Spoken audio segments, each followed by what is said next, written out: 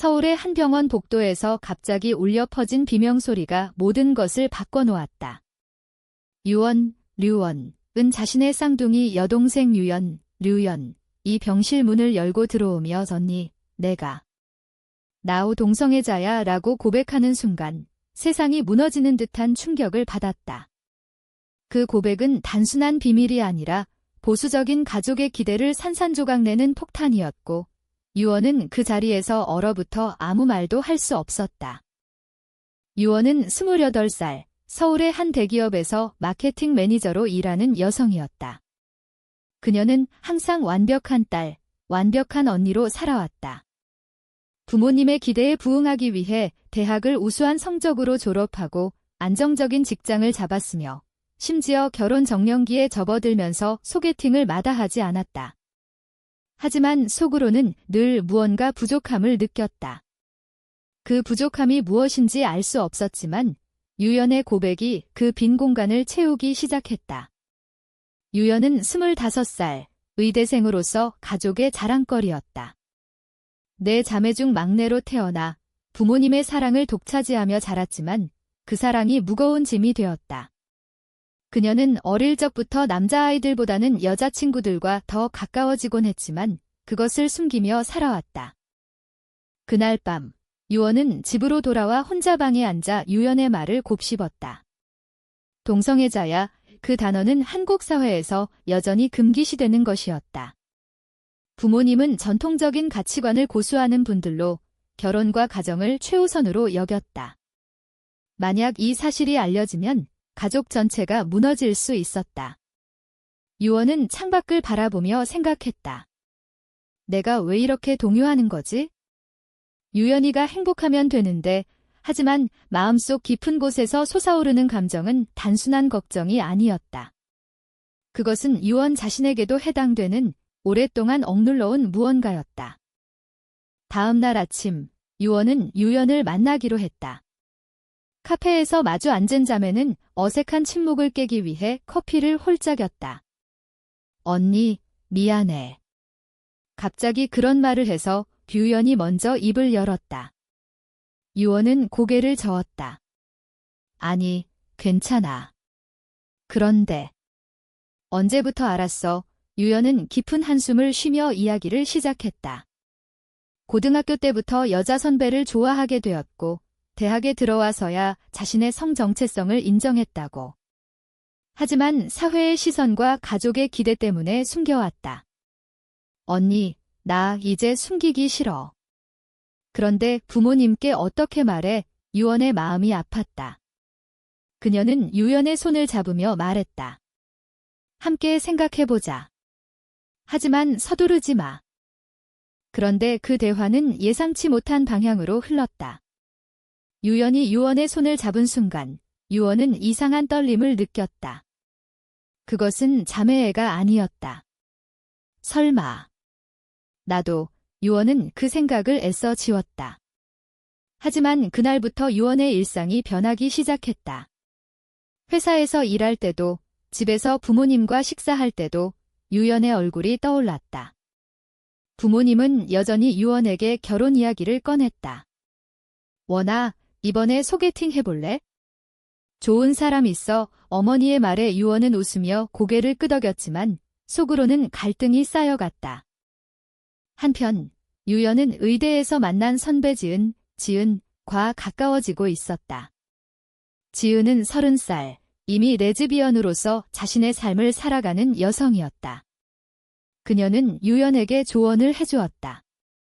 연아, 내 감정을 부정하지 마. 하지만 가족은 천천히 설득해야 해. 지은은 과거 자신의 경험을 공유했다. 그녀는 가족에게 커밍아웃한 후 일시적인 단절을 겪었지만 결국 화해했다고. 유연은 그 말을 듣고 용기를 얻었지만 동시에 두려웠다. 언니는 어떻게 생각할까? 유언은 밤마다 잠을 이루지 못했다. 그녀는 인터넷에서 동성애 관련 기사를 검색하며 한국 사회의 현실을 직면했다. 차별, 편견, 심지어 법적 보호의 부재. 유연이가 이 세상에서 어떻게 살아갈까? 하지만 그 걱정 속에 자신의 감정이 섞여들었다. 유언은 어렸을 때부터 유연을 특별하게 생각했다. 단순한 자매애가 아니라 더 깊은 끌림. 이건 잘못된 거야? 우리는 자매잖아. 유언은 그 생각을 부정하려 애썼다. 그러나 운명은 그들을 더 가까이 끌어당겼다. 어느 주말 부모님이 여행을 가신 사이 유언과 유연은 집에서 함께 시간을 보냈다. 영화를 보던 중 유연이 유언의 어깨에 기대왔다. 그 순간 유언은 참을 수 없었다.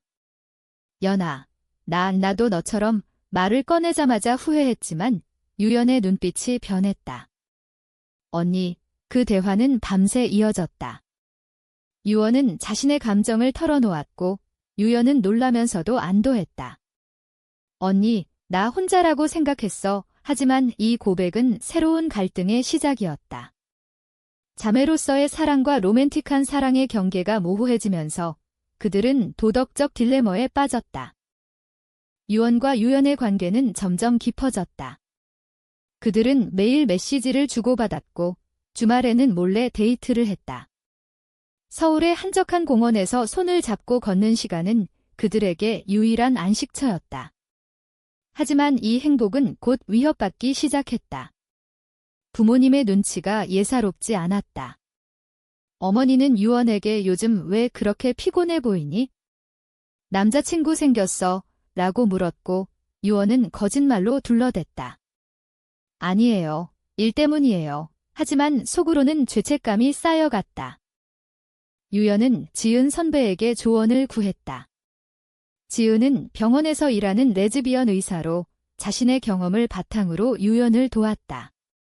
연아, 가족에게 솔직해지는 건 용기가 필요해. 하지만 타이밍이 중요해. 지은은 유연에게 자신의 과거를 더 자세히 이야기했다. 그녀는 20대 초반에 커밍아웃했지만 부모님의 반대로 집을 나와야 했다. 그때는 힘들었지만 지금은 후회 안 해. 나 자신으로 사는 게 제일 중요해. 유연은 그 말을 듣고 결심했다. 언니와 함께라면 할 수 있어. 그러나 현실은 녹록지 않았다. 유언의 회사 동료가 우연히 유언과 유연이 함께 있는 모습을 보았고 소문이 돌기 시작했다. 유언 씨, 동생이랑 너무 붙어 다니네? 이상하지 않아. 그 말에 유언은 화가 났지만 참아야 했다. 사회의 시선은 여전히 차가웠다. 한국에서 동성애는 여전히 논쟁의 대상이었고 특히 자매 간의 관계는 더 큰 금기였다. 유언은 밤에 혼자 울었다. 우리가 왜 이렇게 살아야 해?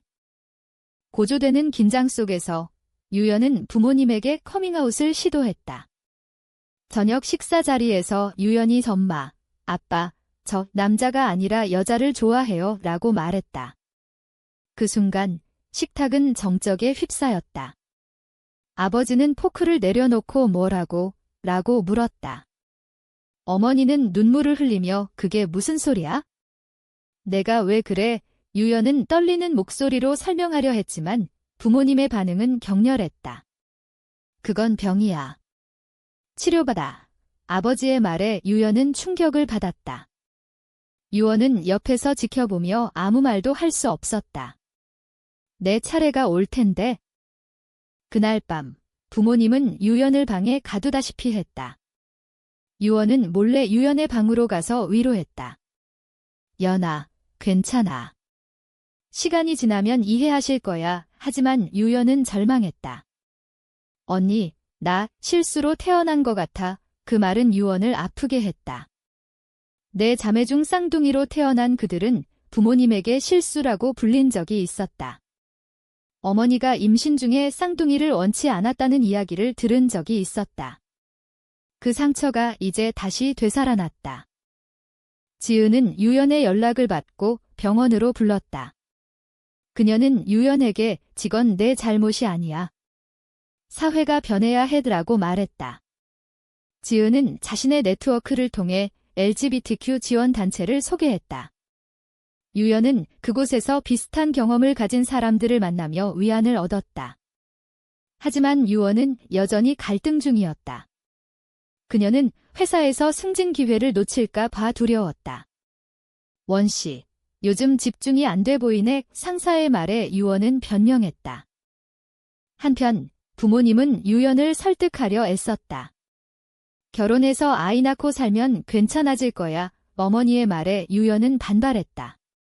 엄마, 그게 행복할까요? 대화는 점점 격렬해졌다. 유언은 중재하려 했지만 자신의 감정을 숨겨야 했다. 언제까지 이렇게 살아야 해? 드디어 유언이 결단을 내렸다. 그녀는 유연과 함께 집을 나가기로 했다. 연아, 우리 둘이서 살아보자. 그 결정은 가족의 반대를 불러일으켰다. 부모님은 너희 둘 다 미쳤어. 라고 소리쳤고 유언은 눈물을 흘리며 짐을 챙겼다. 새 아파트에서 시작된 삶은 자유로웠지만 외로웠다. 사회의 시선은 여전했다. 이웃들의 수군거림, 친구들의 멀어짐. 유언은 그 모든 것을 감내해야 했다. 새로운 삶은 예상보다 힘들었다. 유언과 유연은 서울 외곽의 작은 아파트에서 살았지만 경제적 압박이 컸다. 유언은 회사에서 스트레스를 받았고 유연은 의대 공부를 이어가며 아르바이트를 했다. 언니, 미안해. 나 때문에. 유연의 말에 유언은 미소 지었다. 아니야, 함께라서 좋아하지만 속으로는 후회와 갈등이 쌓였다. 이게 옳은 선택일까? 지은은 그들을 도왔다. 그녀는 병원에서 유연을 인턴으로 받아들였고 조언을 아끼지 않았다. 너희 둘의 관계는 특별해. 하지만 사회는 아직 준비되지 않았어. 지은은 자신의 연인 수민과 함께 그들을 초대했다. 수민은 32살, 변호사로 LGBTQ 권익을 위해 일했다. 한국에서 동성 결혼은 아직 불법이지만 변화가 오고 있어. 수민의 말은 희망을 주었지만 현실은 달랐다. 부모님의 연락이 끊이지 않았다. 집으로 돌아와. 용서할게. 어머니의 메시지에 유언은 흔들렸다. 그녀는 가족의 따뜻함을 그리워했다. 우리가 너무 서둘렀나? 유연도 마찬가지였다. 그녀는 지은에게 선배, 부모님 없이 살 수 있을까요? 라고 물었다. 지은은 시간이 필요해. 나도 그랬어. 라고 답했다. 그런데 예상치 못한 배신이 일어났다. 유언의 회사 동료가 그들의 관계를 알게 되고 상사에게 보고했다. 유언 씨, 사생활이지만. 회사 이미지가. 상사의 말에 유언은 충격을 받았다. 그녀는 승진을 포기해야 했고 결국 사표를 제출했다. 언니, 나 때문에. 유연이 울었다. 유언은 아니야, 내 선택이야 라고 말했지만 속으로는 분노했다. 사회의 편견이 그들을 짓누르고 있었다. 유연은 의대에서 비슷한 경험을 했다. 동기들이 그녀의 성 정체성을 알게 되고 따돌림이 시작됐다. 연아, 너 이상하지 않아? 그 말에 유연은 참았지만 결국 폭발했다. 내가 왜 이상해? 너희가 편견 가득한 거지. 그 사건으로 유연은 학과장에게 불려갔다. 개인적인 일은 학교에 영향을 주지 마. 그 말은 유연을 더 힘들게 했다. 지은은 그들을 격려했다. 이건 싸움의 시작이야. 포기하지 마. 그녀는 내 쌍둥이 자매의 이야기를 들었다. 유언과 유연은 쌍둥이지만 다른 두 자매도 있었다. 유정, 과 유미. 그들은 부모님 곁에 남아 있었다. 유정은 언니들, 왜 그렇게 해? 가족이 깨지잖아. 라고 메시지를 보냈다. 유언은 그 말을 듣고 갈등했다. 우리가 가족을 버린 거야? 고조되는 갈등 속에서 유언은 지은과 깊은 대화를 나눴다. 지은 씨, 당신은 어떻게 이겨냈어요? 지은은 사랑 때문에. 수민이 없었으면 못 버텼어. 그 말은 유언을 깨우쳤다. 그녀는 유연에게 불이 더 강해지자느라고 말했다. 하지만 그 결의는 시험받았다. 부모님의 건강이 악화됐다는 소식이 왔다. 어머니가 병원에 입원했다. 원아, 와봐. 아버지의 전화에 유언은 고민했다. 가면 어떻게 될까? 결국 유언은 병원으로 갔다. 그곳에서 부모님과 마주쳤다. 원아, 유연이는 어머니의 물음에 유언은 함께 있어요 라고 답했다. 그 순간 대화가 시작됐다. 부모님은 여전히 반대했지만 유언의 눈물 어린 호소에 흔들렸다. 엄마, 아빠, 우리는 행복해요. 이해해주세요. 하지만 아버지는 사회가 너희를 받아줄까? 라고 물었다. 그 질문은 유언을 더 깊이 생각하게 했다. 병원에서의 만남은 전환점이 되었다. 부모님은 완전히 받아들이진 않았지만 대화를 이어가기로 했다. 시간을 주자 어머니의 말에 유언은 안도했다. 하지만 사회의 압력은 여전했다. 유언은 새로운 직장을 구했지만 인터뷰에서 가족 상황이 라는 질문을 받았다. 그녀는 솔직하게 말할 수 없었다. 언제쯤 자유로워질까? 유연은 지은의 도움으로 의대 생활을 이어나갔다. 지은은 유연에게 내가 의사가 되면 다른 사람들을 도울 수 있어 라고 말했다. 유연은 그 말을 새기며 공부에 매진했다. 하지만 내부 갈등은 컸다. 언니와의 관계가 도덕적으로 옳을까? 자매로서의 사랑이 로맨틱한 사랑으로 변한 것은 여전히 논쟁적이었다. 유연은 지원단체에서 상담을 받았다. 그건 내 마음이야. 사회가 판단할 게 아니야. 상담사의 말은 위로가 됐다. 한편 다른 자매 유정과 유미가 개입했다. 유정은 언니들, 부모님 아프신데 왜 안 와? 라고 탓했다. 유언은 우리도 아파으라고 답했다. 그 대화는 감정적 대립으로 이어졌다. 유미는 중립적이었지만 결국 부모님 편을 들었다. 가족이 최우선이야. 그 말은 유언을 배신감으로 채웠다. 우리가 가족이 아닌가? 지은과 수미는 그들을 지원했다. 수미는 법적 조언을 해주었다. 동성 커플의 권리가 점점 인정되고 있어? 인내해. 하지만 현실은 느렸다. 유언과 유연은 데이트 중에 사람들의 시선을 느꼈다. 저 둘, 이상하지 않아? 수군거림이 들릴 때마다 상처받았다. 유언은 전화, 포기할까? 라고 물었지만 유연은 안 돼, 사랑하니까 라고 답했다. 고조되는 긴장 속에서 유언은 결단을 내렸다. 그녀는 블로그에 자신의 이야기를 썼다. 나는 레즈비언입니다. 그리고 내 사랑은 가족 안에서 피어났습니다. 그 글은 바이럴이 됐고 찬반 논란이 일었다. 지지자들의 응원이 왔지만 비난도 쏟아졌다. 비정상. 가족 파괴자, 유언은 그 모든 것을 견뎌야 했다. 회사에서 해고 위협을 받았지만 수민의 도움으로 버텼다. 유연은 병원에서 지은과 함께 일하며 LGBTQ 환자들을 도왔다. 선배, 고마워요. 당신이 우리 운명을 바꿨어요. 지은은 미소 지었다. 아니, 너희 스스로 한 거야. 하지만 지은 자신도 과거의 상처를 안고 있었다. 그녀는 수민과의 관계에서 배신을 겪은 적이 있었다. 수민아, 나 다시 믿을 수 있을까? 하지만 그들은 화해했다. 부모님과의 만남이 다시 이뤄졌다. 이번에는 모든 자매가 모였다. 우리는 행복해요. 유언의 말에 아버지는 한숨을 쉬었다. 알았어. 천천히 받아들이게. 하지만 완전한 화해는 아니었다.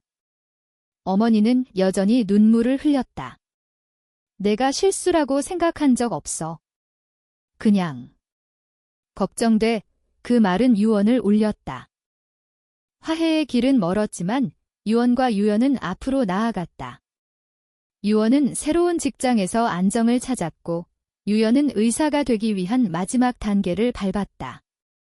지은의 가르침은 그들에게 큰 힘이 됐다. 실수는 없어. 선택만 있을 뿐. 지은의 말은 네 쌍둥이 자매 모두에게 울림을 주었다. 유정과 유미도 서서히 이해하기 시작했다. 언니들, 미안해. 나도 편견 있었어. 유정의 사과는 가족을 더 가까워지게 했다. 하지만 사회의 변화는 느렸다. 유언과 유연은 여전히 투쟁했다. 지원단체에서 활동하며 다른 사람들을 도왔다. 우리 이야기로 누군가 용기를 얻기를 유언의 블로그는 많은 사람들에게 영감을 주었다. 그러나 비난도 계속됐다. 그런 관계는 잘못돼서 익명 댓글에 유언은 상처받았지만 포기하지 않았다. 지은과 수미는 그들의 멘토가 됐다. 한국 사회가 변할 거야. 우리 세대가 바꾸는 거지. 수민의 말은 희망을 불어넣었다. 유연은 환자들을 치료하며 자신의 경험을 공유했다. 아무도 실수로 태어나지 않아요. 그 말은 많은 사람들을 깨우쳤다. 마지막으로 가족 모임에서 모든 것이 정점에 달했다. 부모님은 너희를 사랑해 드라고 말했다. 유언은 눈물을 흘리며 안겼다. 하지만 여전히 갈등은 남아있었다. 이게 완벽한 행복일까? 유언과 유연의 사랑은 여전했지만 사회의 시선은 그들을 시험했다. 이 이야기에서 사랑은 모든 것을 이길 수 있을까?